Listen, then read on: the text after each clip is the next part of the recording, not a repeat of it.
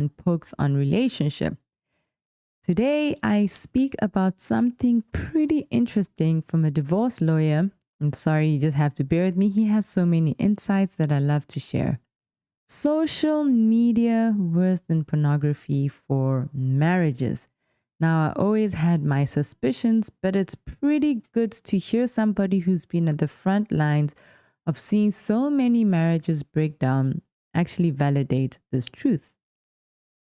And I wanted to play a clip.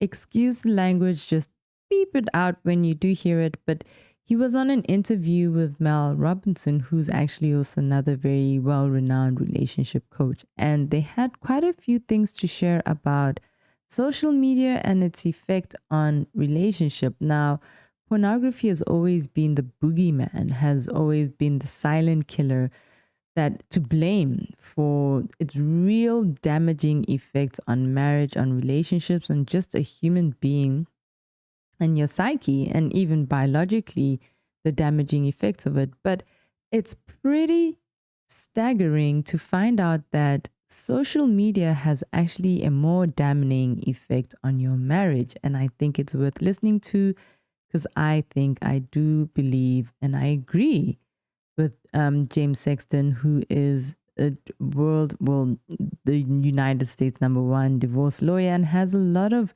interesting takes on basically simple things that people can do to work out in their marriage. So just have a listen to this portion with this podcast that he has.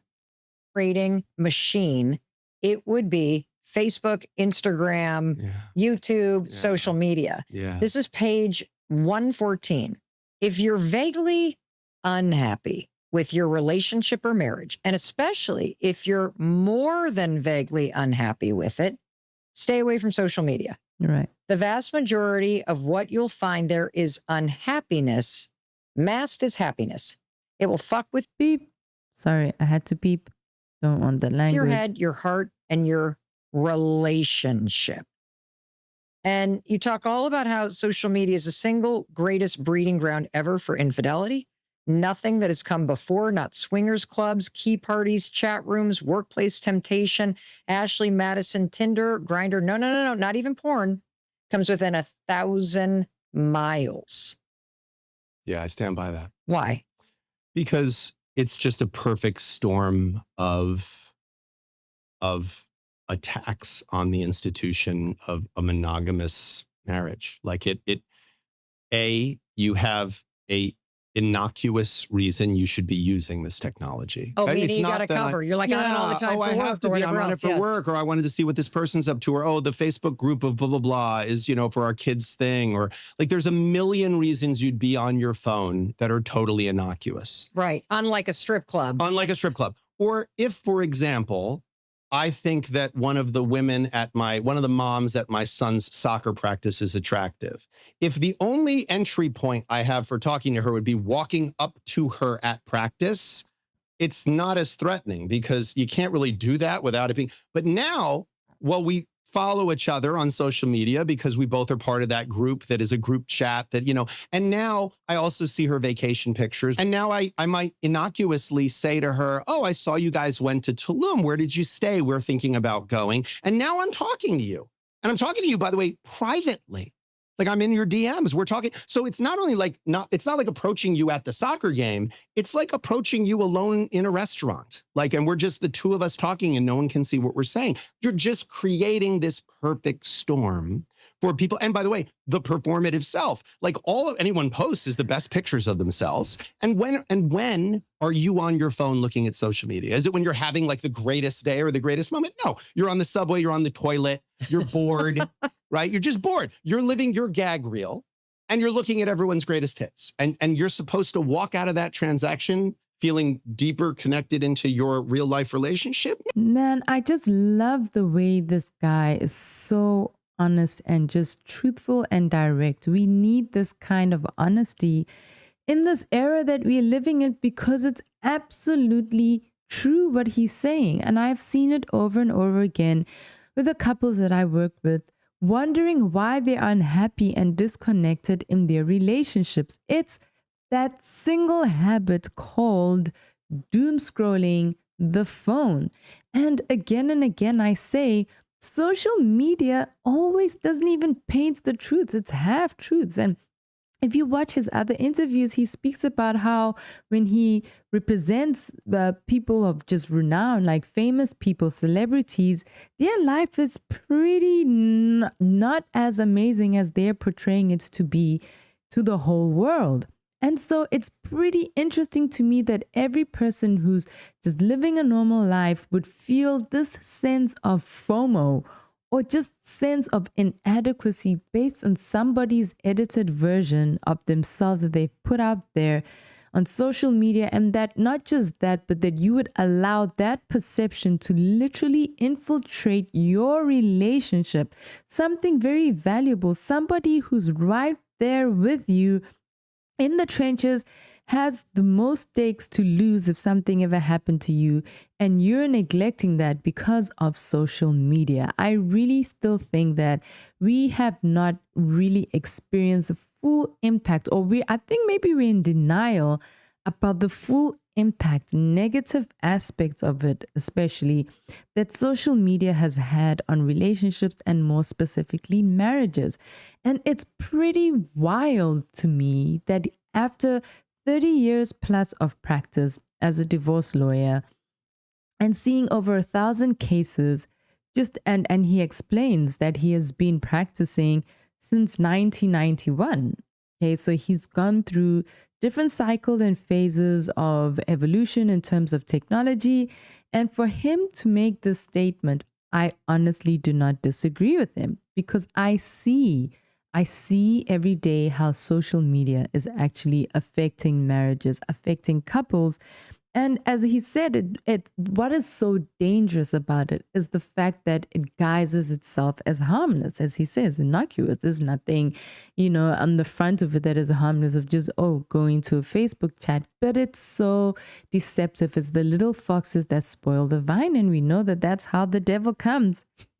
He comes like an angel of light. And when we looking at social media posts and we are having these very intimate conversations on Instagram and Facebook with a supposedly innocent person, you are actually, without having that kind of openness with your partner, you are just opening yourself up to so much damage in terms of your marriage. Now, am I saying that Facebook is wrong? No. Is Instagram wrong?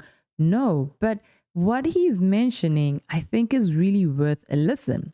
And I want to just play it a little bit more. And then I want to get into really, how can we just have a detox if you're struggling, because it's an addiction. Right now, Facebook is in court because of the real damaging effects that social media is starting to have on people, that people are finding the effects of social media and recent technologies to be synonymous with drug addiction.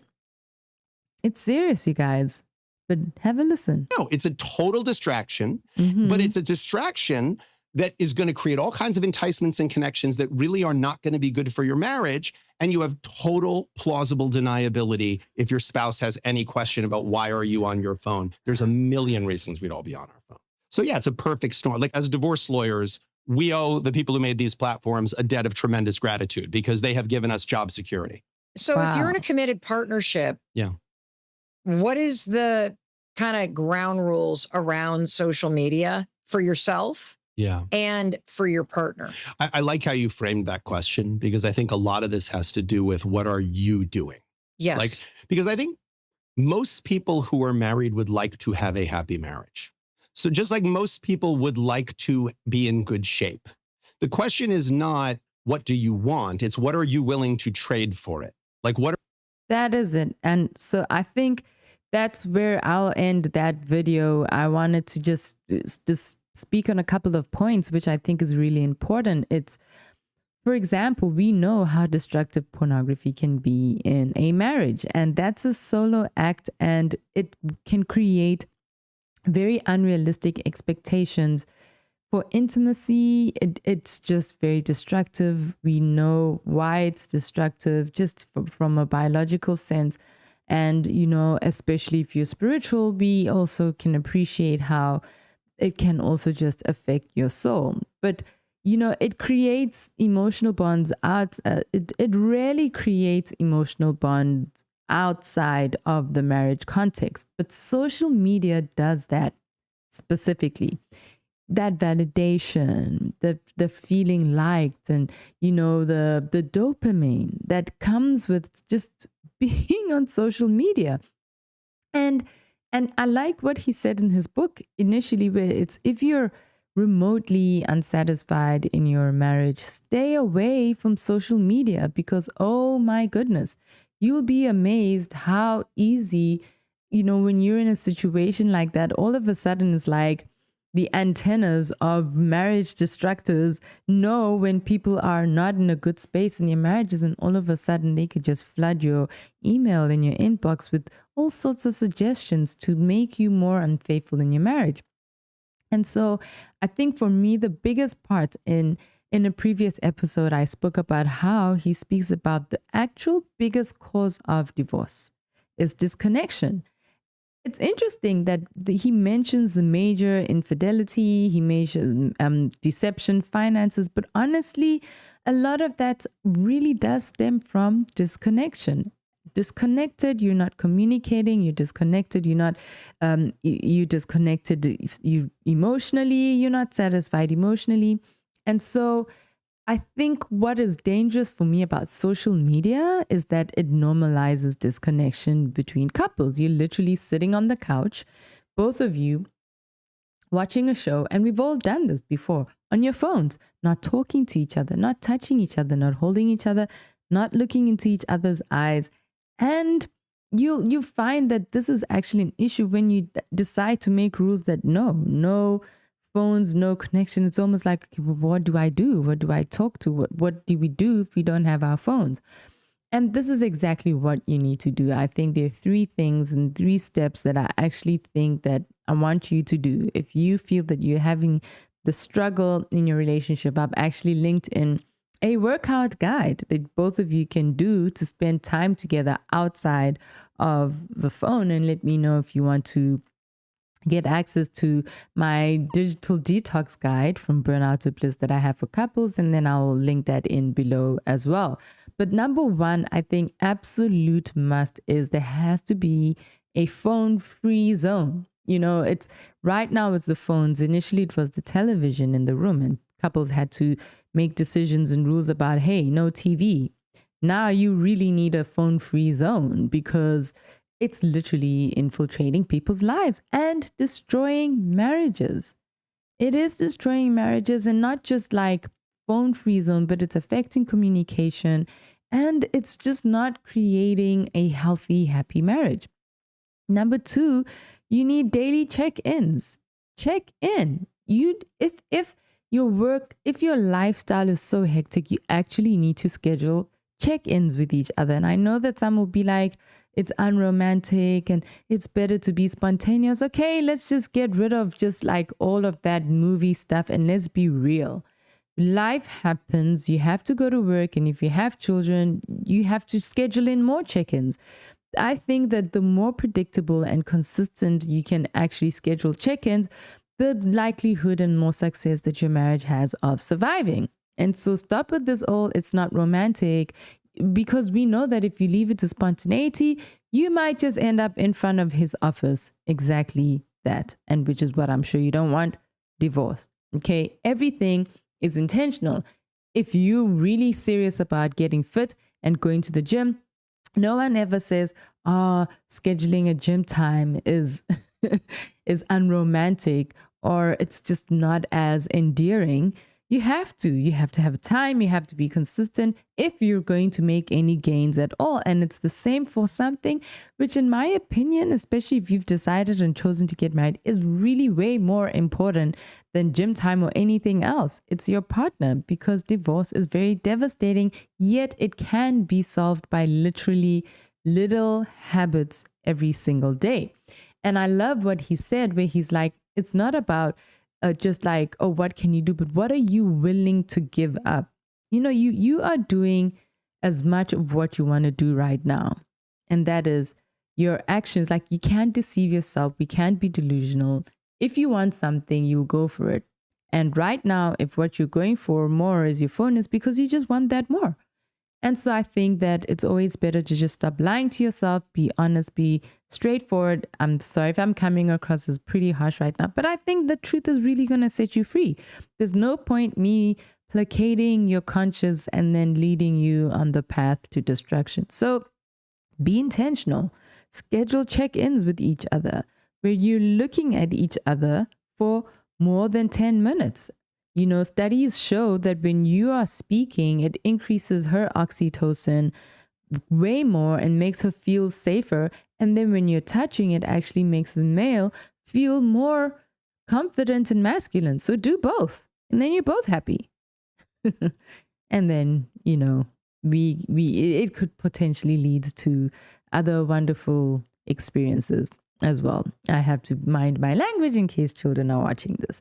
But also, finally, I would say pick a day out of the week where there's no social media after 8 p.m. I mean, where there's no social media at all. I know that a lot of the times, perhaps some of you, your work really requires that you be on it, in which case I'm not opposed to that. But when it comes to your marriage, I think you need to fight for it. It's your marriage. Nobody else is going to do it for you. So grab my workout plan below.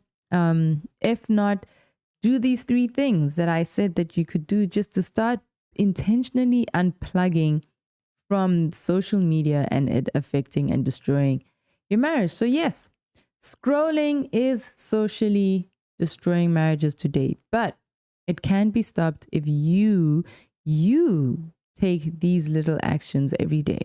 It's always easy to say, yes, my partner has this problem, but sometimes the way you frame something more as endearing and as admirable and say, hey, love, I really miss you. Can we actually just have a check-in when it's just you and me, as opposed to you always on that phone? I hate it. You know, that's usually not going to lead the conversation down a positive path. But we all love to be encouraged and we all love to be wanted and to be appreciated. And so framing these requests in a way that would make the other person want to do that with you, I think is something that is worth fighting for and worth doing. But let me know if you have experienced this, if you're experiencing this in your relationship. I've dealt with this quite a couple of times where just social media has ended marriages. The phone won. The phone won, and there's no need for that. Let me know your thoughts. I'm interested to hear what you have to say. And thank you once again for coming to Pokes on Relationships, where here we speak everything relationships. And until next time, bye-bye.